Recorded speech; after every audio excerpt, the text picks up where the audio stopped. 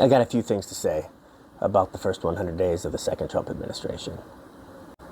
I've had a number of opportunities to speak with the media yesterday and today about the first 100 days of the second Trump administration. The theme that I'm sort of picking up, besides the ones you would hear everywhere, frantic, chaotic, if that's a negative sort of way to put it, but frantic I think would be either positive or negative, lots of stuff happening. That's all accurate. Don't have any concerns about any of that. But a lot of that is policy related. My point has been consistently, I hope, that you have to live with losses on the policy side when you lose an election.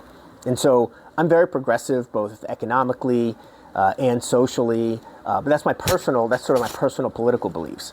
But you can talk to anybody about that. I don't think you really need my perspective here. What I hope to offer as a political scientist, though, are the broader concerns that I have, not about the policies, because again, lots of folks can talk about that.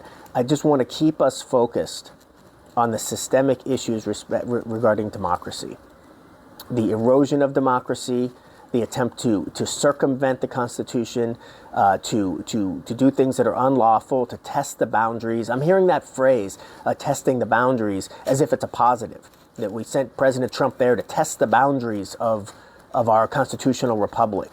Maybe some people did, but I think a lot of people did not.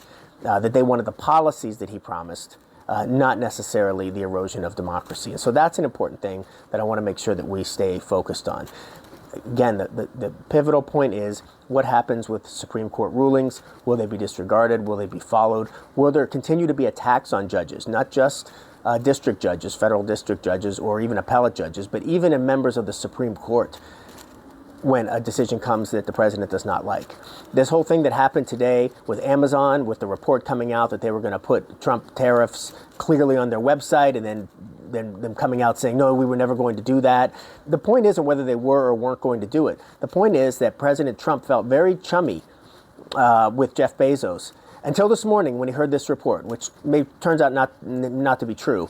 And then it was a hostile political move, and Caroline Leavitt came out and was very animated about it. And then, of course, he'll back off that because this is all about personal grievance.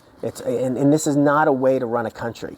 It probably isn't the way to run a business either, but I don't know anything about running a business. I do know a little bit about government and about democracy, and this is dangerous. So I'm quite worried about that from the first 100 days. Policy-wise, everybody has their opinions on whether it's good or bad, whether it'll work, whether it won't work, whether it's ethical, whether it's moral, talking about immigration policy, tariff policy, etc.